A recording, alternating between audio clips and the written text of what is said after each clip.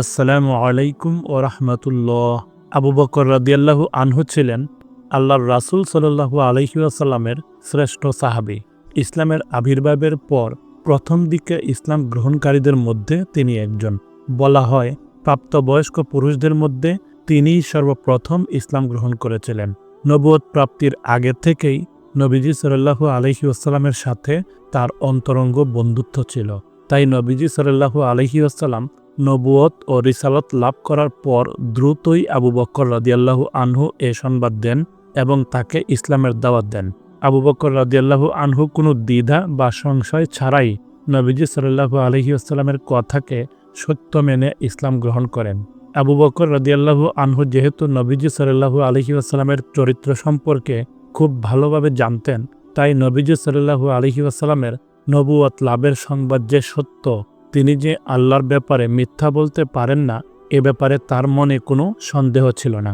ইবনে ইসহাক থেকে বর্ণিত, আল্লাহর রাসূল সাল্লাল্লাহু আলাইহি ওয়াসাল্লাম বলেছেন, আমি যখনই কাউকে ইসলামের দিকে আহ্বান করেছি, সে কিছুটা সময় নিয়ে ভেবেছে এবং দ্বিধা প্রকাশ করেছে, শুধুমাত্র আবু বকর ছাড়া। যখন আমি তাকে ইসলামের দাওয়াত দেই, সে একটুও বিলম্ব বা দ্বিধা করেনি। আবু বকর রাদিয়াল্লাহু আনহু নিজে মুসলমান হয়েই থেমে থাকেননি, বরং নিজের উদ্যোগে ইসলামের প্রচারও শুরু করেন।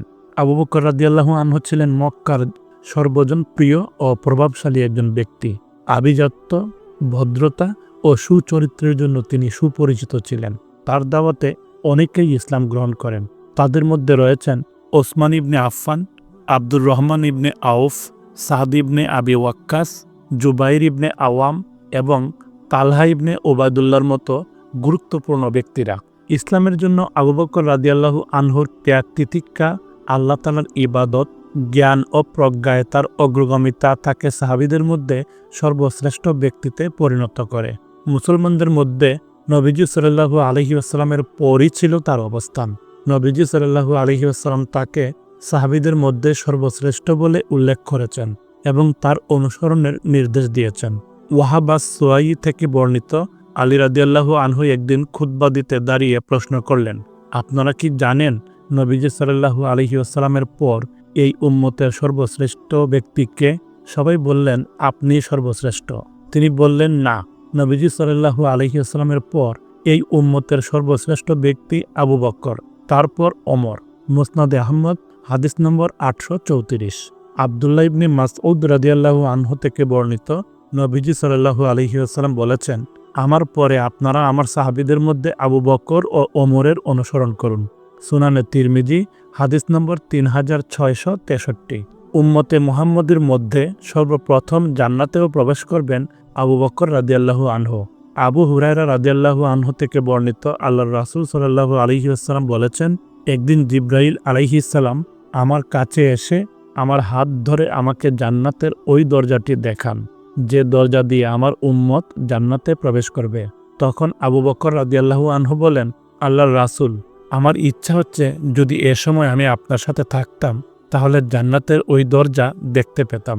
তখন আল্লাহর রাসূল সাল্লাল্লাহু আলাইহি ওয়াসাল্লাম বললেন, হে আবু বকর, আমার উম্মতের মধ্যে তুমিই সর্বপ্রথম জান্নাতে প্রবেশ করবে। সুনানে আবু দাউদ, হাদিস নম্বর 4583। ইসলামের আবির্ভাবের আগে যেমন তিনি নবীজি সাল্লাল্লাহু আলাইহি ওয়াসাল্লামের সবচাইতে প্রিয় বন্ধু ছিলেন, ইসলাম গ্রহণের পর নবীজি সাল্লাল্লাহু আলাইহি ওয়াসাল্লামের ওফাত পর্যন্ত তিনিই ছিলেন নবীজি সাল্লাল্লাহু আলাইহি ওয়াসাল্লামের সবচেয়ে প্রিয় বন্ধু ও প্রধান সহযোগী। নবীজির প্রতি তার অনুরাগ ও ভালোবাসা ছিল সাহাবীদের মধ্যে সবচেয়ে বেশি। নবীজি সাল্লাল্লাহু আলাইহি ওয়াসাল্লাম কখনো নিজের মৃত্যু বা বিদায়ের কথা বললে তিনি কেঁদে ফেলতেন। আবু সাঈদ খুদরি রাদিয়াল্লাহু আনহু বলেন, নবীজি সাল্লাল্লাহু আলাইহি ওয়াসাল্লাম একদিন খুতবা দিতে দাঁড়িয়ে বললেন, আল্লাহ তাআলা তার বান্দাকে দুনিয়া ও আল্লাহর কাছে যা আছে এই দুইয়ের মধ্যে একটি গ্রহণের সুযোগ দিয়েছেন। তিনি আল্লাহর কাছে যা আছে তা গ্রহণ করেছেন। এ কথা শুনে আবু বকর রাদিয়াল্লাহু আনহু কেঁদে ফেললেন। আমি মনে মনে ভাবলাম, এই বৃদ্ধ কাঁদছেন কেন? আল্লাহ তার এক বান্দাকে দুনিয়া ও আল্লাহর কাছে যা আছে এই দুইয়ের একটা গ্রহণ করার এখতিয়ার দিলে তিনি আল্লাহর কাছে যা আছে তা গ্রহণ করেছেন। এখানে কাদার মতো কি আছে? আমি বুঝতে পারিনি আল্লাহর রাসূল সাল্লাল্লাহু আলাইহি ওয়াসাল্লাম ছিলেন সেই বান্দা। এটা ছিল তার বিদায়ের ইঙ্গিত। আবু বকর রাদিয়াল্লাহু আনহু ছিলেন আমাদের মধ্যে সবচেয়ে জ্ঞানী ব্যক্তি। নবীজি সাল্লাল্লাহু আলাইহি ওয়াসাল্লাম আবু বকরকে কাঁদতে দেখে বললেন, আবু বকর, তুমি কাঁদবে না। নিজের সাহচর্য ও সম্পদ দিয়ে আমার প্রতি যিনি সবচেয়ে বেশি অনুগ্রহ করেছেন তিনি আবু বকর। সহিহ বুখারী হাদিস নম্বর 466। ওফাতের আগে নবীজি সাল্লাল্লাহু আলাইহি ওয়াসাল্লাম যখন খুব অসুস্থ হয়ে পড়েন তখন তাকে নিজের জায়গায় নামাজের ইমামতির দায়িত্ব দেন। নবীজি সাল্লাল্লাহু আলাইহি ওয়াসাল্লামের ওফাতের পর সাহাবীদের ঐকমত্যের ভিত্তিতে তিনি মুসলমানদের প্রথম খলিফা হিসেবে নির্বাচিত হন।